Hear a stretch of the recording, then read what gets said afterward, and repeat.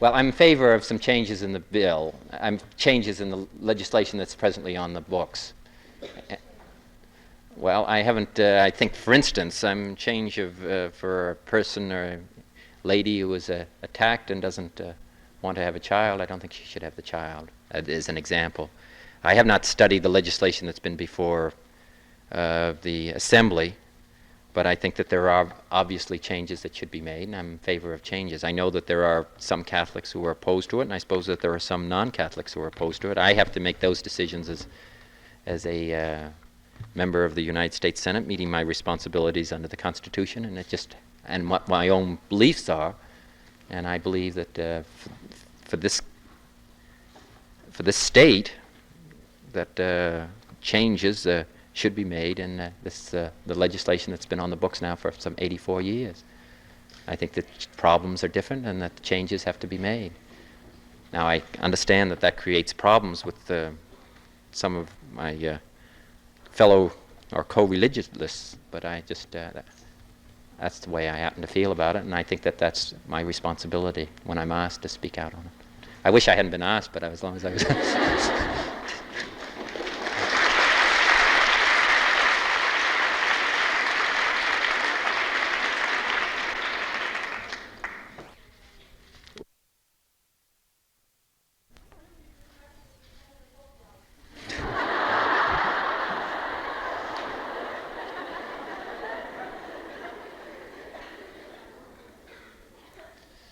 The question is whether I've discussed the movement to draft. Did you use the word? No. To nominate Kennedy Fulbright ticket. Whether I've discussed that with Senator Fulbright? No, I haven't. And I've asked the group that, although I'm pleased that they would consider us, I've asked the group to discontinue its activities. Yes. I've never discussed the Warren Commission report. The question was about the Warren Commission, and I said I didn't discuss the Warren Commission. The what?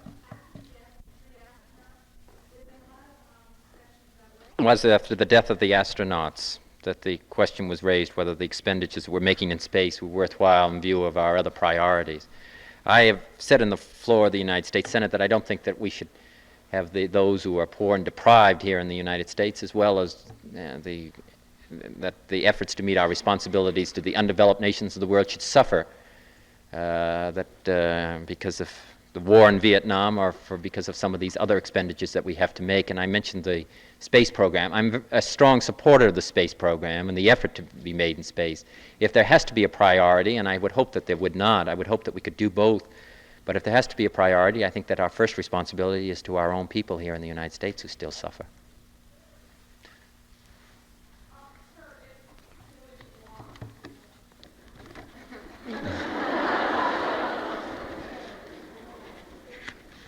Well, I don't think I can really answer that question because I think that would get me into all kinds of trouble. I don't. I think that they really don't need. I don't think any advice from me in connection with them. I find they don't take it when I give it, and so I think I'll just let it go.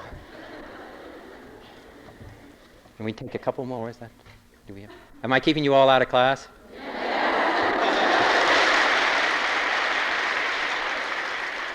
No Republican would do that for you.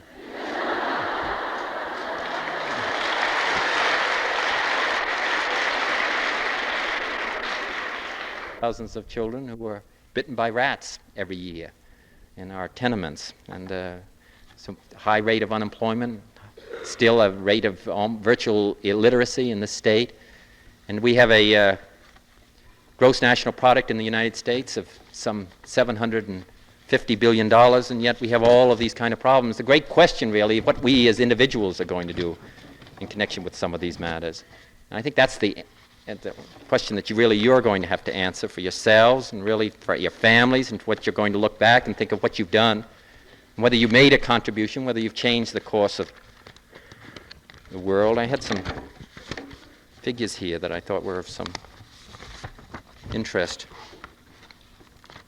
that last year that the Americans spent $35.1 billion in 1965 on clothing and shoes. That the Americans spent in dieting $141,980,000, which includes artificial sweeteners and reducing pills. They spent $2 billion on toys last year. $530 million the American people did on dog food. $800 million on non-food items for dogs in 1965. American Catholics spent 5 to 6 times as much on dogs per capita as they gave to all the missionary work of the church. Father.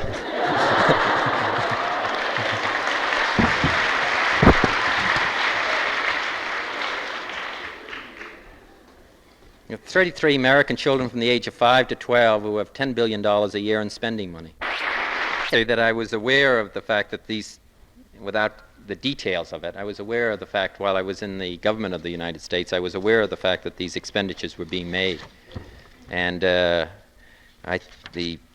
purpose of the expenditures was, I thought, well worthwhile. We were having a difficult time in dealing with the youth problem of the world, and during the 1950s, more and more the young people were associating themselves around the world with communism. Mr. Khrushchev described the American society as a dying horse, a dying, stumbling horse, that they were the ones that were on the move, that the United States and those that people that we were associated with were the ones that lived in the past and that we didn't look to the future. And the people that played a prominent role, if you think back during the 1950s and even now, the people that played such a prominent role in bringing about changes in society were young people, people that felt strongly. And that system had a tremendous appeal, and communists ran these tremendous youth organizations and youth festivals in which there were very few spokesmen for a different point of view. The idea really was to get some people, American students, who would go there, not to try to indoctrinate them with any particular philosophy or any particular idea, but just to have American students who would represent the United States. A number of reasons: the failure to get the right kind of funds from the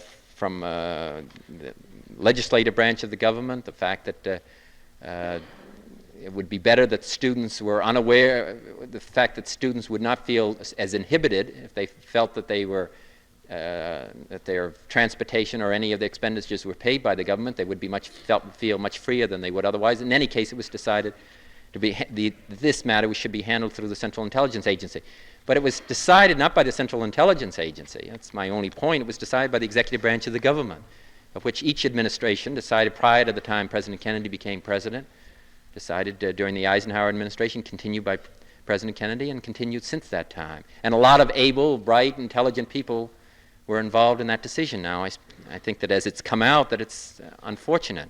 But I think the world's unfortunate, if I may say so. The CIA.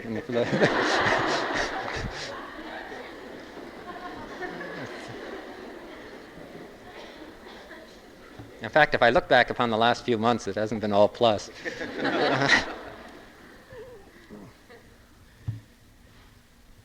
What did you say? You asked me.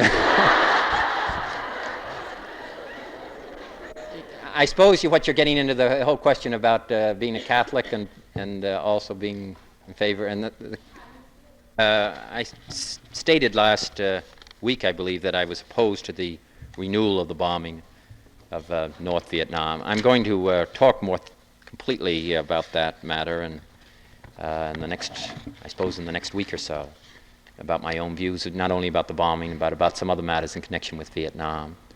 I support basically the fact that we have a commitment in South Vietnam and that we have to meet that commitment. I'm against a unilateral withdrawal from Vietnam, but I have some other views or ideas I spoke about a year ago in connection with this matter, and I intend to speak in the next week or so.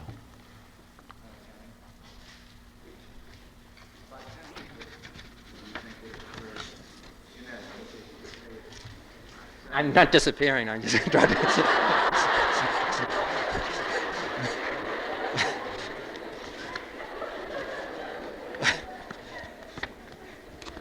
What is it that you'd like to know? What?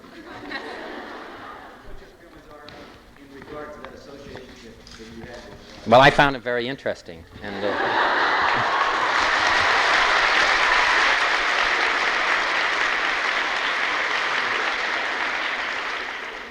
I'll be glad if you want to ask again some other part of it. Well, I'd just like to know what your feeling are. You seem to have come full circle in regard to your political philosophy since those days. Or don't you feel Well, I probably wouldn't accept that part of it. I think that I worked for a congressional committee that I thought was going to accomplish some good. I think that I was involved in some investigations which were worthwhile, and I disagreed with many of the other things that the committee was doing, and so I left the committee after a period of time, 6 months or so, and went to the Hoover Commission and then was hired by the Democrats to be the Democratic counsel of that committee. But as I say, I found it an interesting period of time and an interesting experience. Yes.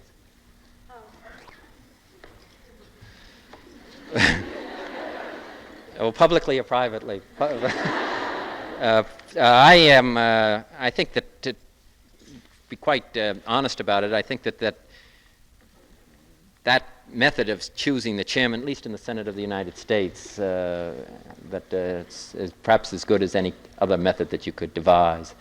I know that there is some frustration about some of the chairmen. I serve on the Labor and Public Welfare Education Committee, and it's chairman by Senator Lister Hill of Alabama, and I don't think there's a man who's done more on behalf of many of these subjects than he has. We might disagree, for instance, on our views perhaps on civil rights, but as far as what he's done for many of the deprived members of our population, there is nobody, I think, that's done more. I serve in the Government Operations Committee, and a man, again, a Southerner, John McClellan of Arkansas, but he serves with great integrity and great ability and great dedication. And I know that perhaps you could turn it and do it by elections, but I'm not sure that you would come up with better chairmen than we have. Now, as I say, there are some chairmen with whom I disagree, but I think by and large that they make a real effort to meet their responsibilities. So I'm generally in favor of the seniority system.